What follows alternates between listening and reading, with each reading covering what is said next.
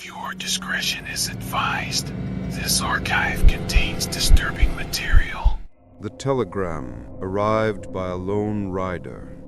The paper it was printed on already felt old, brittle. It was a summons from a family deep in the Appalachian hollows, a clan by the name of Harrow. The patriarch, Jedediah Harrow, required my services. I am a photographer, you see, but of a very specific, and some might say morbid persuasion. I capture the final likeness of the dead. It was a respected, if whispered about, profession in the year of our Lord 1890. The telegram was peculiar, less a request and more a list of terms, non-negotiable terms. These were the photographer's instructions. Rule number 1. The subject. I was there to photograph their recently departed daughter, Elspeth. She would be prepared in the main parlor, seated in her favorite chair. She was the subject. I was forbidden from aiming my lens at any other living soul within that house. They desired one final, perfect memory of their girl, and my focus had to be hers and hers alone. Rule number 2. The plate. On the hall table, I would find a single prepared photographic plate. I was to use this plate, and only this plate.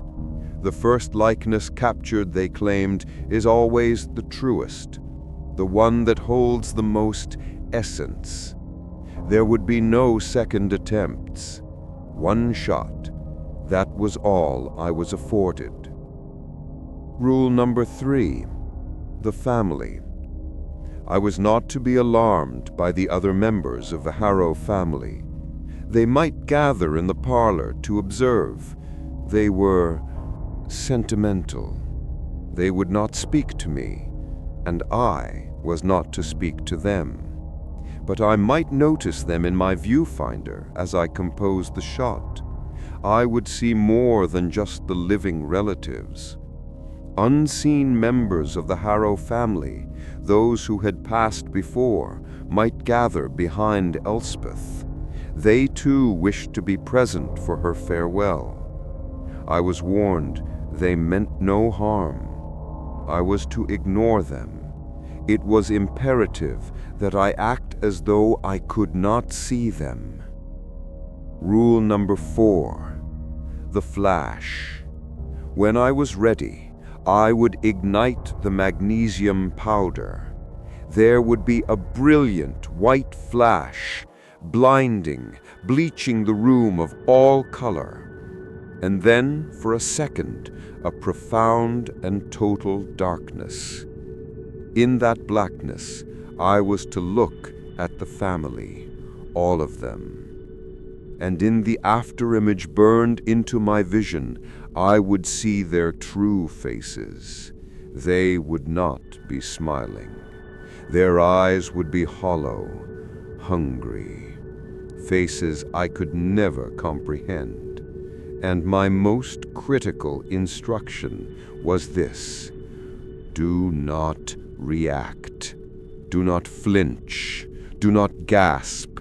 Show no sign that I had seen them for what they truly were, because they would be watching for recognition, and I could not give them one. Rule number 5. The departure.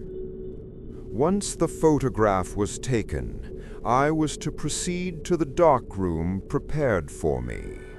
I would develop the plate and leave the finished photograph on the drying rack. That was my payment. They had no use for currency. They traded in memories. My service was to provide one for them. My reward was that I would be allowed to leave with my own. I must pack my equipment, depart immediately, and never look back at the house as I rode away. I arrived at the Harrow estate as dusk was settling, a great, dark wooden house leaning against the mountainside like a tired old man. Inside, the air was thick, still, the parlor lit by a single, mournful candle. And there she was, Elspeth, a pale, lovely girl of 16, seated in a high-backed chair, looking as though she were merely asleep. And around her, silent and motionless, stood the living Harrows, her mother, her father, 2 brothers, all dressed in severe black, their faces pale and unreadable.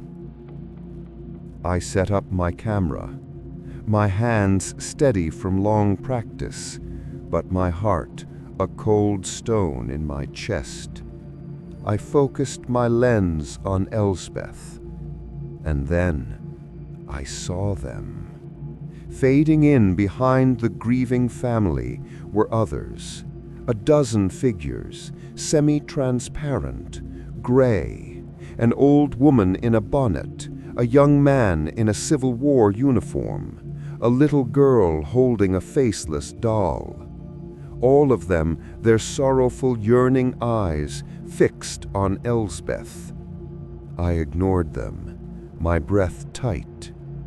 I prepared the flash pan. "Hold still," I whispered, my voice dry as ash. I ignited the magnesium. A silent, blinding explosion of white light. And then, blackness, absolute blackness. And I saw them. The afterimage seared into my vision. The living, the dead, all of them. But their faces were no longer sad. They were masks of ravenous, empty hunger. Eyes, wide black pits, mouths half open, as if waiting to feed. On the light, on the memory, on me. I held my breath, my face a mask of professional calm. I did not react. And then my vision returned. The family was as they had been, grim, silent. I carried the plate to the dark room, my hands trembling, and as the image resolved in the chemical bath, my blood ran cold. It was a masterpiece. Elspeth, serene, beautiful, but behind her stood not only her living family. Every single spectral relative was there, clear as day, a multi-generational portrait of the living and the dead. The temptation burned inside me to keep it, to have proof, but the 5th rule was fire in my mind. I left the wet plate on the rack. I packed my gear in silence. I passed the Harrows in the hall, their eyes following. I did not speak. I did not look back. I saddled my horse. I rode into the night, down that long, dark path, and as I reached the main road, I froze.